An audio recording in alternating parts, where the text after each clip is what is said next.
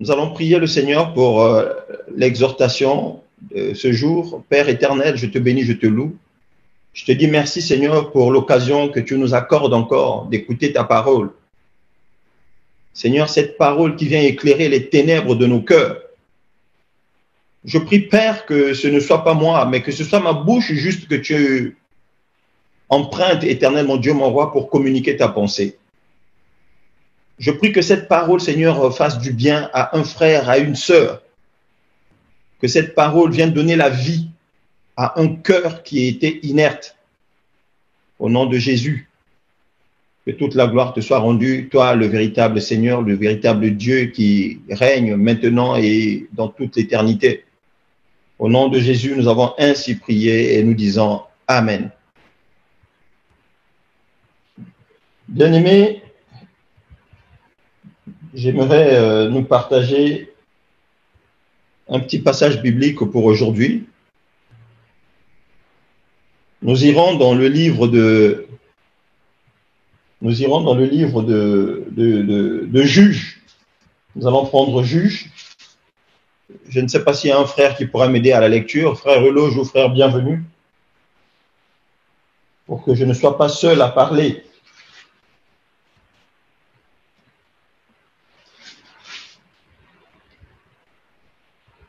Oui, Juge. Alors, donc nous sommes dans Juge chapitre 7. Vous savez, bien-aimés, dans la Bible, on peut trouver beaucoup d'écritures qui soutiennent une exhortation. La Bible, elle est tellement immense, mais nous pouvons en choisir 2 ou 3, juste pour communiquer la petite pensée du Seigneur. Parce que les versets, ce n'est pas ce qui manque. Parce que Dieu a répété et répété les choses dans la Bible. Il a dit des choses dans l'ancienne alliance qu'il a confirmées dans la nouvelle. Voilà, donc Dieu est merveilleux, mes bien-aimés. Donc, frère, bienvenue, nous sommes dans Juge 7.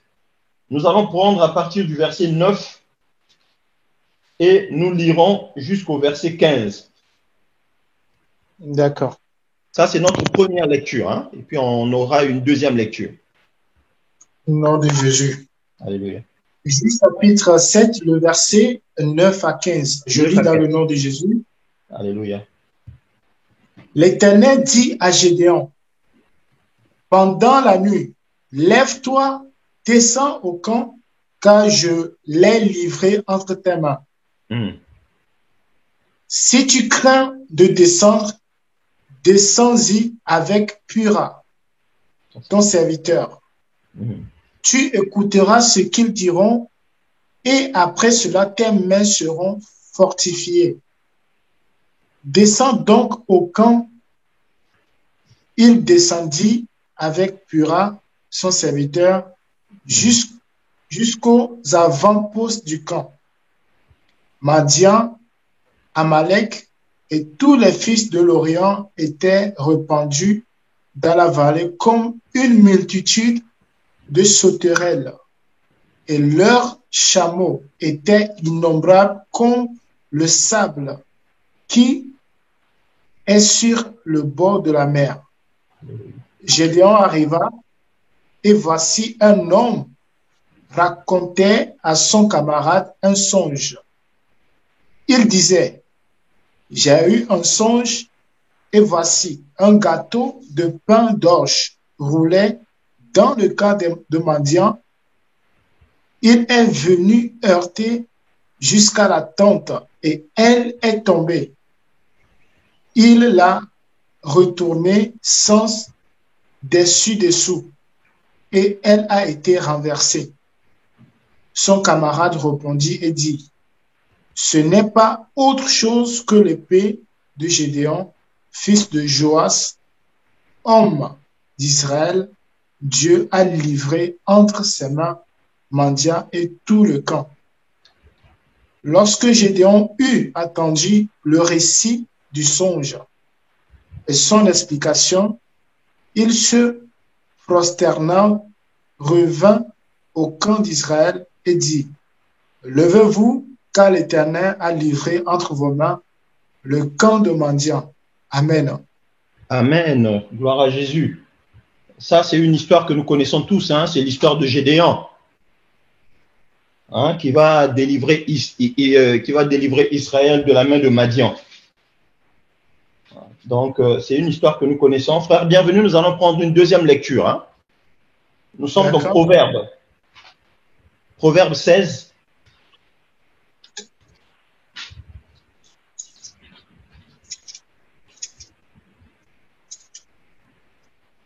Proverbe 16, le verset 7. Proverbe 16, le verset 7. Le verset 7. La parole du Seigneur dit ceci. Quand l'Éternel approuve les voies d'un homme, il dispose favorablement à son égard, même ses ennemis. Amen. Amen. Je répète l'écriture, Proverbe 16, le verset 7.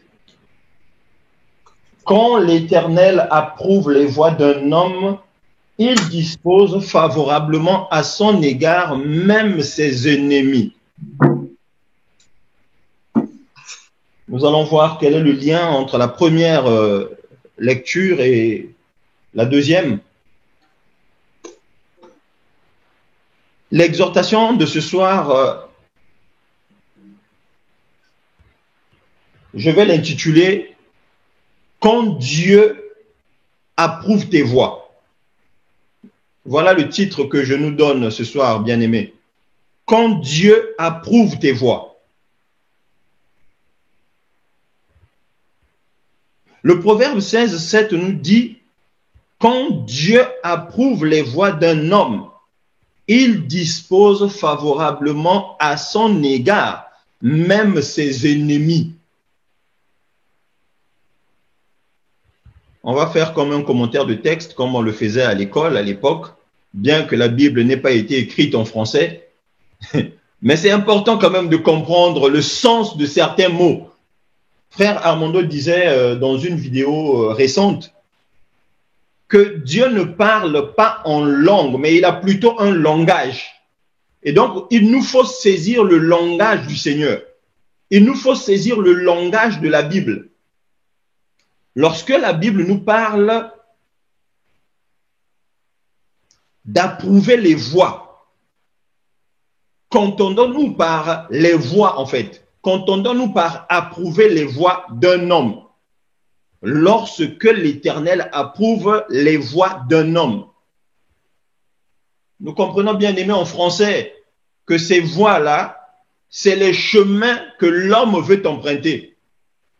Ces voies-là, c'est les entreprises que l'homme veut, dans lesquelles l'homme veut se lancer. Ces voies-là sont les objectifs que nous, les hommes, nous poursuivons pendant notre marche terrestre. Et donc là, on nous dit, lorsque l'Éternel approuve les voies d'un homme, nous comprenons que oui, il faut que l'Éternel, dans un premier temps, approuve tes voies. Ce qui se passe malheureusement dans la vie de beaucoup d'enfants de Dieu, c'est qu'ils ne cherchent pas à être agréables au Seigneur avant de se lancer dans certaines voies. Donc, nombreux parmi les enfants de Dieu ne cherchent pas d'abord à être agréables au Seigneur. Parce que approuver les voies d'un homme, en réalité, nous comprenons par là qu'il faut d'abord être agréable au Seigneur avant que la conséquence qui nous est donnée dans la suite du texte ne survienne. C'est-à-dire pour que le Seigneur dispose favorablement à ton égard tes ennemis. Il faut d'abord que tu lui sois agréable. Si nous repartons dans le premier texte que le frère nous a lu tout à l'heure, nous sommes dans l'histoire de Gédéon, juge en Israël.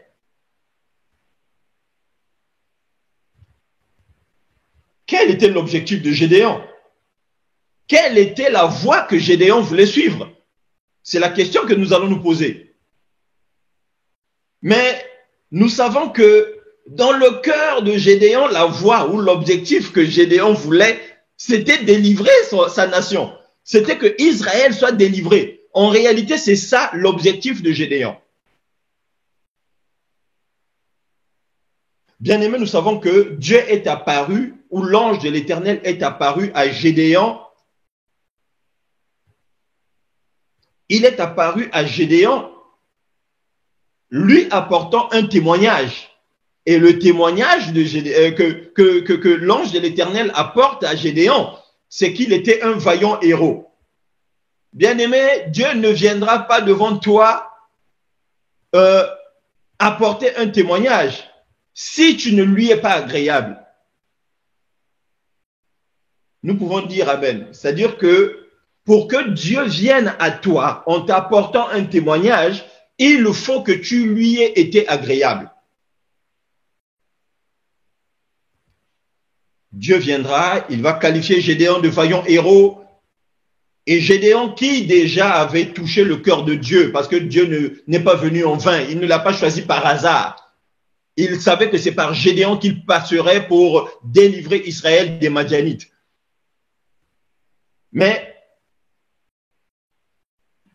Gédéon ayant cet objectif-là, parce que Dieu connaissait son cœur, et Dieu en réalité, Gédéon, de par cet objectif-là, puisque Israël étant le peuple de Dieu, donc Gédéon nourrissait une pensée noble. Il faut que la nation, il faut que mon pays soit sauvé, il faut que mon pays soit délivré. En réalité, Dieu a agréé ce projet dans le cœur de Gédéon. Ce projet n'était que dans le cœur de Gédéon dans un premier temps, mais Dieu l'avait agréé. Voilà pourquoi Dieu est venu vers Gédéon, pour lui dire que c'est par toi que Israël va être délivré. Et nous comprenons que si ce projet, si cet objectif, si cette voie a été approuvée par le Seigneur, nous comprenons pourquoi Dieu va disposer favorablement les ennemis de Gédéon, qui se trouvent dans le camp dans lequel Dieu va l'envoyer. Parce que vous n'êtes pas sans savoir que les deux hommes qui sont en train d'échanger, qui sont en train de discuter, ne sont autres que les ennemis de Gédéon. Et comment Dieu va approuver? En réalité, ici, comment Dieu va, ce que nous dit Proverbe là-bas, comment Dieu va disposer favorablement les ennemis de Gédéon? Mais c'est parce que Dieu l'envoie dans le camp des ennemis pour qu'il aille écouter. Allez écouter quoi? Mais allez écouter des choses qui allaient le fortifier. C'est ça que l'Écriture nous dit. Va, tu vas écouter ce qui se dit là-bas et tes mains seront fortifiées. L'ennemi, normalement, le but de l'ennemi n'aurait pas été de fortifier les mains de Gédéon, parce que Gédéon viendra les combattre. Mais pourtant, Dieu, parce qu'il a approuvé l'objectif ou la voie de Gédéon, Dieu va disposer favorablement à son égard ses ennemis. Donc, ses ennemis vont recevoir ce songe qu'ils vont interpréter eux-mêmes. Vous savez, mes bien-aimés, lorsque je méditais cette parole, je me suis dit, mais Dieu est quand même terrible, hein? Mais si ça se trouve, lorsque Gédéon a attaqué le camp, il a tué ces deux individus-là. Celui qui avait eu le songe et celui qui l'avait interprété.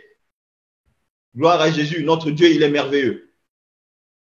Cela ne voudrait pas dire que les ennemis de Gédéon, qui sont devenus un canal de bénédiction pour lui, sont devenus des enfants de Dieu, par exemple.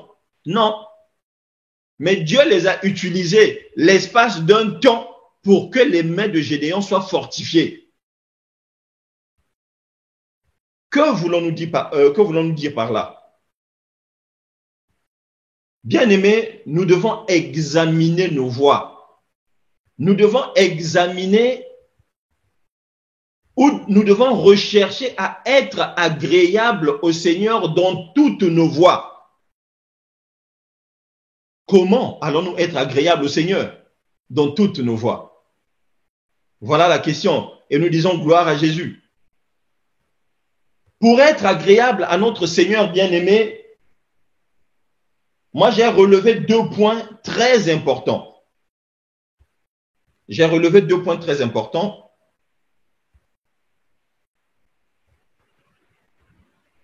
Le premier point, c'est que nous sommes des hommes. Et étant hommes, nous sommes faits de chair. La Bible nous dit que la chair ne peut pas se soumettre à Dieu. J'espère que nous connaissons ce verset-là. Ou s'il y a quelqu'un qui a une calculatrice biblique, il peut nous aider hein, en donnant le verset pour que la sœur Edwige le partage. La chair de l'homme ne peut pas se soumettre à Dieu. C'est impossible. Très souvent, nous l'oublions. Il y a des chrétiens qui oublient que la chair ne peut pas se soumettre à Dieu. Mais pourtant, les Écritures nous disent que c'est impossible que la chair se soumette à Dieu. Donc, un des premiers traits ou un des premiers principes pour être agréable au Seigneur, c'est forcément de se défaire d'abord de notre joug charnel. C'est de d'abord dominer la chair, en fait, dans laquelle nous habitons. C'est un premier point que moi j'ai relevé. Je vous ai dit que j'en ai relevé 2 importants. Donc, si nous voulons être agréables au Seigneur, nous devons d'abord nous défaire de notre joug charnel. Nous connaissons tous ce que sont les convoitises de la chair. Nous connaissons tous les convoitises de la chair. Ces convoitises qui nous éloignent du Seigneur. Hein, frère, bienvenue. Est-ce qu'on peut lire les convoitises de la chair rapidement? Ça va nous permettre de nous rappeler de quoi est-ce que nous parlons. Je pense que nous pouvons aller dans Galates, hein, même dans Galates, je pense qu'on peut avoir la réponse. On peut aller dans Galates. On va prendre Galates 5, 17. Galates 5, 17 à 18. Galates chapitre 5, le verset 17. Non, plutôt 5, 17, juste le verset 17. D'accord. Le verset 17. Car la chair a des désirs contraires à ceux de l'esprit. Je continue? Oui, c'est tout le verset 17, mon frère. D'accord. Car la chair a des désirs contraires à ceux de l'esprit, et l'esprit en a de contraires à ceux de la chair. Ils sont opposés entre eux afin que vous ne fassiez point ce que vous voudriez. Vous voudriez. Verset 20, frère, bienvenue. Non, plutôt verset 19 à 21. 19 à 21. Le verset 19 au verset 21. Or, les œuvres de la chair sont manifestes. Ce sont l'impudicité, l'impureté, la dissolution, l'idolâtrie, la magie, les inimitiés, les querelles, la jalousie, les animosités, les disputes, les divisions, les sectes, l'envie, l'ivrognerie, les excès de table et les autres choses semblables. Je vous dis d'avance que, comme je l'ai déjà dit, que ceux qui commettent de telles choses n'hériteront point le royaume de Dieu. Amen. Donc là, ce passage nous rappelle les œuvres de la chair. Et nous disons que si nous voulons être agréables, nous devons nous défaire de la chair. La Bible nous dit marchez selon l'esprit et vous n'accomplirez pas les désirs de la chair. Le travail commence là, mes bien-aimés. Nous défaire d'abord de toutes les convoitises charnelles. Nous allons prendre un deuxième passage qui va nous éclairer davantage. Nous sommes dans Romains, on va prendre Romains 8, frère, bienvenue. Romains 8, verset 8. Romains chapitre 8, le verset 8. Je lis dans le nom de Jésus. Amen. Or, ceux qui vivent selon la chair ne sauraient plaire à Dieu. Or, ceux qui vivent selon la chair ne sauraient plaire à Dieu. Nous sommes en train de parler ici de comment être agréable au Seigneur. Et nous avons mis un premier tiré qu'il nous fallait lutter contre la chair ou encore nous défaire de la chair en fait que nous portons. La vie chrétienne, bien aimée, nous le savons tous que c'est une lutte entre la chair et l'esprit. Nous luttons contre notre propre chair. Et pour gagner en maturité, notre esprit doit remporter cette bataille-là. Notre esprit doit remporter cette bataille-là. Mais si c'est la chair qui l'emporte, ne soyons pas étonnés qu'on ne soit pas agréable au Seigneur. Frère, bienvenue. Est-ce que tu peux prendre Romains 12, verset 1er?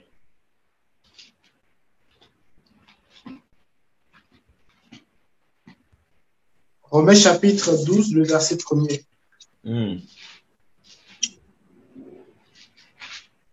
Je vous exhorte donc, frères, par les compassions de Dieu, à offrir vos corps comme un sacrifice vivant, saint, agréable à Dieu, ce qui sera de votre part un culte raisonnable.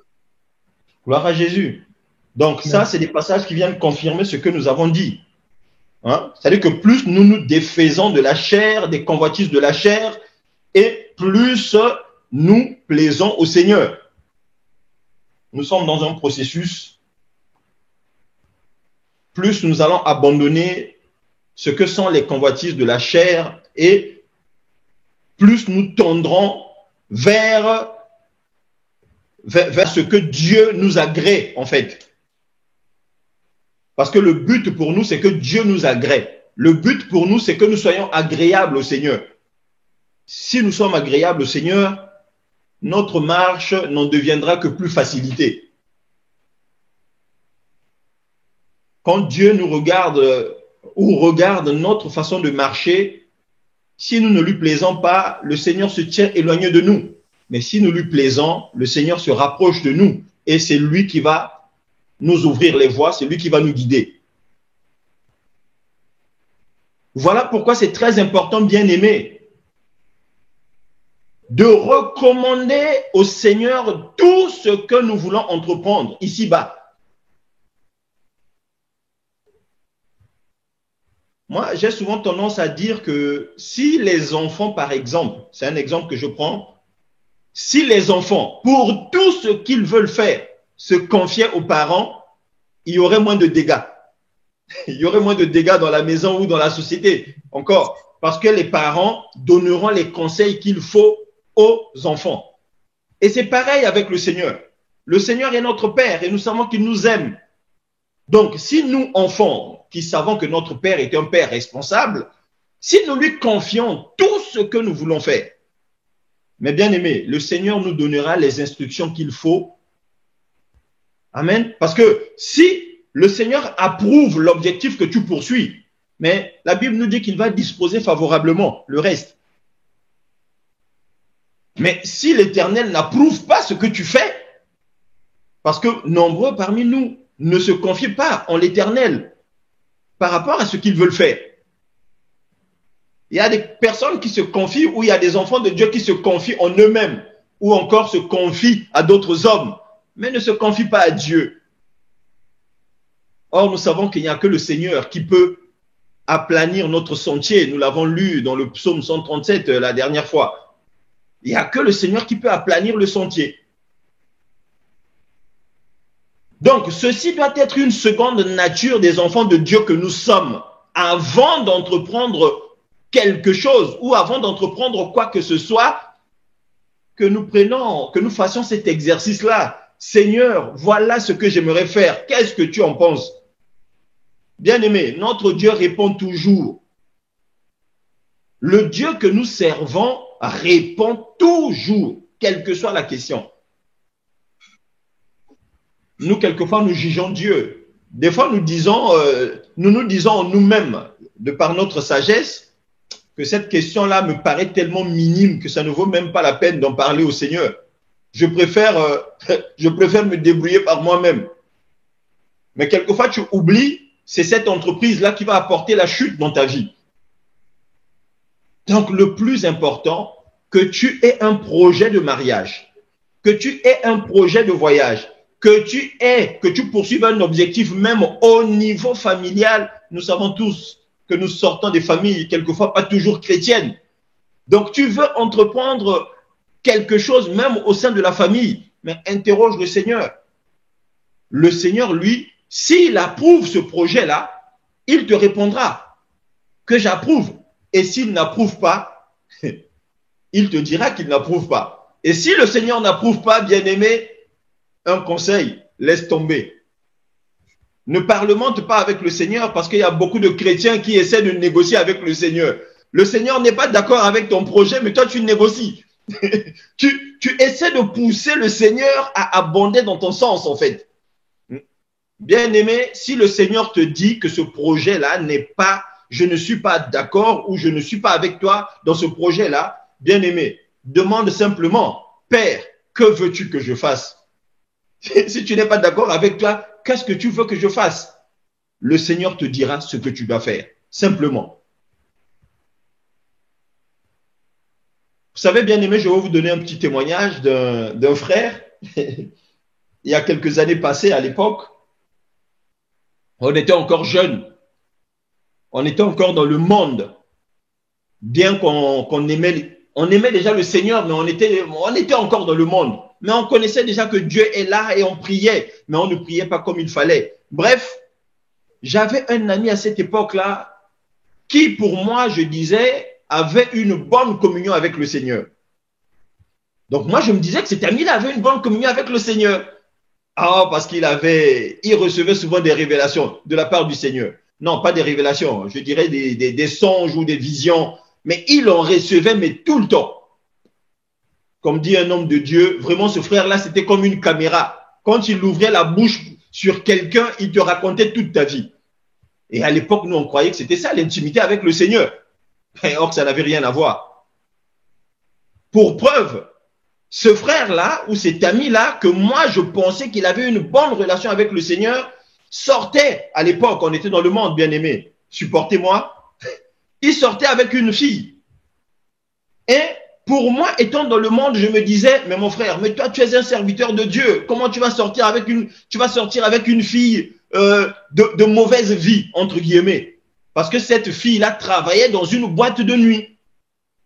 Donc, vous imaginez, bien aimé, ce frère-là qui manifestait un don, qui recevait des visions, tout ça, il sortait avec une sœur, mais cette sœur-là était, voilà, c'était une fille qui avait un vilain travail, tout ça. Et moi, je n'étais pas d'accord avec cette relation-là. Et je disais à ce frère-là qu'il faut que tu arrêtes. Mais ce frère-là, c'était plus fort que lui. Il n'arrivait pas à arrêter. Et un jour, je vais dire à ce frère-là, mais toi, tu parles avec Dieu. C'est ce que moi, je lui dis. Mais mon frère, mais toi, tu parles avec Dieu. Mais pourquoi tu ne demandes pas à Dieu de t'ouvrir les yeux sur cette fille-là? Et ce frère-là, bien aimé, il va me répondre. On était dans le monde, hein, je dis bien, moi je ne connaissais pas encore bien le Seigneur. J'étais à mes débuts en fait. J'étais à mes débuts avec le Seigneur. Mais je lui dis, mais toi tu parles bien avec le Seigneur. Mais demande au Seigneur de t'ouvrir les yeux sur cette fille. J'ai l'impression que c'est moi qui vois et toi qui as le don, tu ne vois pas.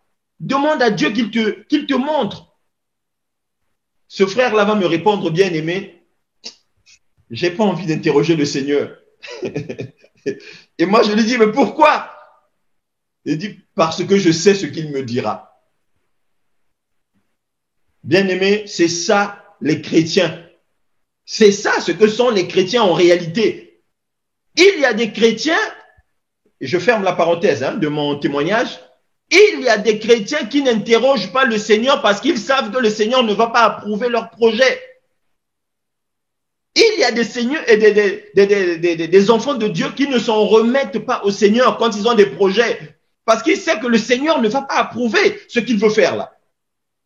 Ils sont conscients que ce n'est pas en accord avec la marche chrétienne. Mais il se dit, je vais feindre l'ignorance. Comme Dieu ne tient pas compte de ton ignorance, je vais faire semblant d'ignorer. Et je vais foncer dans le tas. Et ces bien-aimés-là vont se lancer dans ces projets-là, vont se lancer dans ces objectifs-là. Et à la fin, c'est des pleurs et des grincements de dents, comme disait le Seigneur. Mais la raison de cette conséquence-là est simple, c'est qu'ils ne se sont pas confiés au Seigneur, simplement. Sinon, le Seigneur leur aurait dit que je n'approuve pas ce projet-là, ou je n'approuve pas cette voie-là. Et une fois que le Seigneur t'aurait dit ça, tu aurais rectifié le tir. Malheureusement, comme ce bien-aimé-là, comme ce frère-là à l'époque, tu dis, ah non, je ne veux pas interroger le Seigneur parce que je sais ce qu'il va me dire. Et il y a des sœurs qui regardent leur situation, ils voient qu'il y a quelque chose qui ne va pas dans ma situation. Ils voient que cet homme-là qui vient me voir là, non, en réalité, non.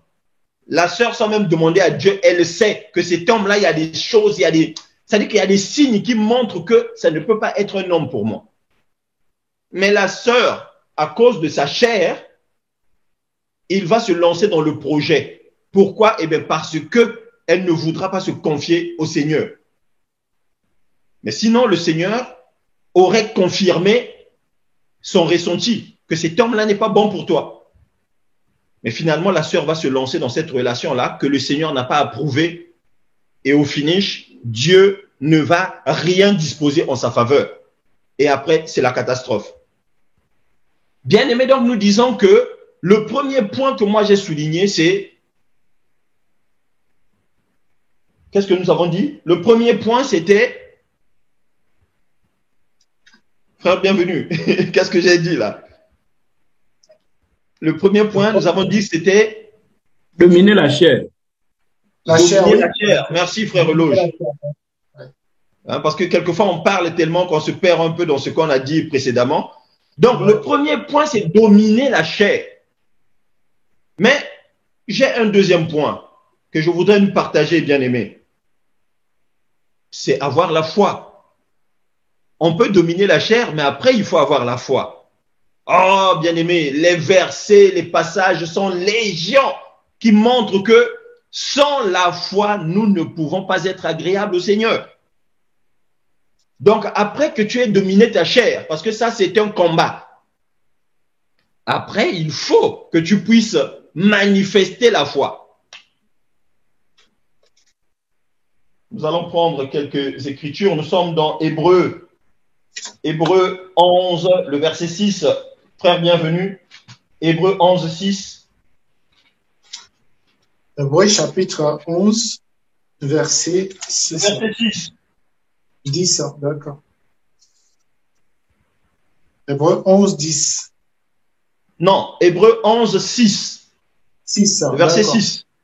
Bien reçu. Or, sans la foi, il est impossible de lui être agréable, car il faut que ceux qui s'approchent de Dieu croient que Dieu existe et qu'il est le rémunérateur de ceux qui le cherchent. Amen. Gloire à Jésus, bien-aimé. Tu peux t'arrêter là, frère, bienvenue. Or, sans la foi, il est impossible de lui être agréable. Amen. Nous pouvons nous arrêter là. Hein? Yeah. Mais la Bible, elle est claire. Si tu n'as pas de foi, tu ne peux pas être agréable au Seigneur. Or, sans la foi, il est impossible de lui être agréable. Donc, mes bien-aimés, quand Dieu a favorablement à ton égard, même tes ennemis. Nous avons dit tout à l'heure, tu es dans ta famille, tu veux te lancer dans une entreprise. Et vous savez, dans la famille, c'est pas tout le monde qui nous aime. Hein? Dans nos familles, la famille d'où tu es issu, là, c'est pas tout le monde qui t'aime. Il y a des personnes dans la famille qui ne te portent pas dans leur cœur. Mais entre-temps, quand tu veux poser un acte, tu veux te lancer dans une entreprise familiale. Mais si tu te recommandes entre les mains du Seigneur, le Seigneur peut faire ou peut retourner le cœur de quelqu'un ou de la personne qui ne te porte pas pendant le temps de ton entreprise. Et c'est ce que nous avons dit tout à l'heure pour Gédéon. C'est pas parce que cette personne-là va s'ériger en homme de paix à ton égard qu'il est devenu un enfant de Dieu. Nous devons faire très attention. Et ça encore, c'est le Seigneur qui convainc notre esprit que c'est moi qui ai changé le cœur de cette personne-là pour qu'il te soit favorable pendant ce temps-là. Mais vous savez, les enfants de Dieu, quelquefois, nous sommes tellement naïfs. Quand tu vas tomber sur un ennemi qui fait la paix avec toi, tu vas penser que cette personne-là elle s'est convertie ou est devenue un enfant de Dieu. Mes amis, ce n'est pas toujours le cas. Quelquefois, c'est juste Dieu qui l'a touché. Comme Dieu a su toucher le cœur de Pharaon, comme Dieu a su toucher le cœur de Nebuchadnezzar, par rapport à Daniel. Donc Dieu peut toucher le cœur de nos ennemis juste pour nous faire du bien. Le temps que nous traversons la voie ou le temps que nous atteignons l'objectif que nous voulons atteindre. Vous savez, quelquefois, mes amis, il arrive des fois qu'un de nos ennemis nous ait fait du bien. Et à la fin, lui-même, il se pose la question, mais qu'est-ce qui m'a pris? Qu'est-ce qui m'a pris de l'aider? Mais il ne sait pas que c'est Dieu qui l'avait saisi. Donc, bien aimé, lorsque Dieu approuve ta voie, mais il va disposer à ton égard favorablement tes ennemis. Je vais terminer en partageant en fait d'autres versions de ce verset de Proverbe 16-7. Si nous prenons la version du semeur, ce verset est traduit comme ceci. Quand la conduite d'un homme est agréable à l'Éternel, il lui concilie même ses ennemis. Quand la conduite d'un homme est agréable à l'Éternel, il lui concilie même ses ennemis. Si nous partons dans une des versions de Louis II 21, il est écrit, Proverbe 16-7, quand l'Éternel approuve les voies d'un homme, il dispose ses ennemis à faire la paix avec lui. Mais c'est comme nous avons dit tout à l'heure, cette paix-là, quelquefois n'est pas une paix permanente, mais c'est une paix passagère. Le temps pour toi que Dieu te fasse atteindre l'objectif que tu poursuis. Je vais terminer en racontant peut-être, en donnant un exemple. Mais bien aimé, vous savez que Dieu peut faire croiser à une sœur un homme, juste pour que cet homme-là serve un objectif de la sœur. J'espère ne pas nous induire en erreur par rapport à ce que je dis.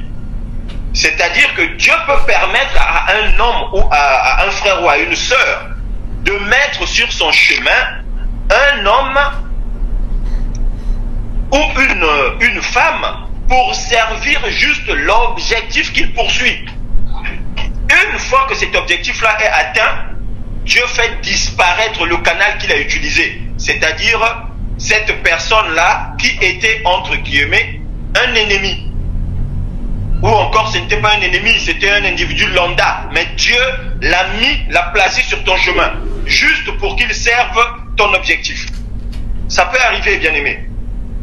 Mais ça, pour le comprendre ou pour le discerner, il faut que nous appliquions la parole de Dieu. Il faut que nous nous débarrassons, ou plutôt il faut que nous dominons notre chair, et il faut que nous soyons des hommes de foi. C'est alors que nous pourrons entendre la voix de notre Seigneur, nous révéler des choses. Que cette situation, c'est moi qui l'ai permis. Et cette autre situation, c'est moi qui ne l'ai pas permis. Vraiment bien aimé, je pense que je vais m'arrêter par là en espérant que ces quelques mots vont éclairer quelqu'un. La Bible nous dit que nous nous bornons pas seulement à écouter la parole de Dieu, mais le plus important, c'est que nous la mettions en pratique. Nous devons nous efforcer. Je pense que je vais terminer par ce verset-là. Nous devons nous efforcer. Frère, bienvenue, 2 Corinthiens 5, 9. C'est notre dernier passage de ce soir. 2 Corinthiens 5, verset 9. 2 Corinthiens 5, verset 9. 2 Corinthiens 5, verset 9. D'accord. C'est pour cela aussi que nous nous efforçons de lui être agréable, soit que nous demeurions dans ce corps, soit que nous le quittions, car il nous... Donc, tu peux t'arrêter là, mon frère. Yeah. Tu peux t'arrêter là. C'est-à-dire que moi, ce que je voudrais que nous retenons dans ce passage, c'est pour cela aussi que nous nous efforçons. Moi, j'aime l'apôtre Paul parce qu'il utilise les bons mots aux places qu'il faut. Il dit, c'est pour cela que nous nous efforçons. Parce que ce n'est pas simple. Mais c'est une lutte, comme nous avons dit. Nous devons lutter contre la chair. Donc, il faut que nous nous fassions violence. L'apôtre Paul disait, je traite durement mon corps. Tout ça, pourquoi? Mais parce qu'il voulait la dominer, cette chair-là, afin de servir les intérêts de l'esprit. Nous devons nous efforcer, bien-aimés. Vraiment que Dieu vous bénisse. Nous allons rendre gloire au Seigneur pour ces quelques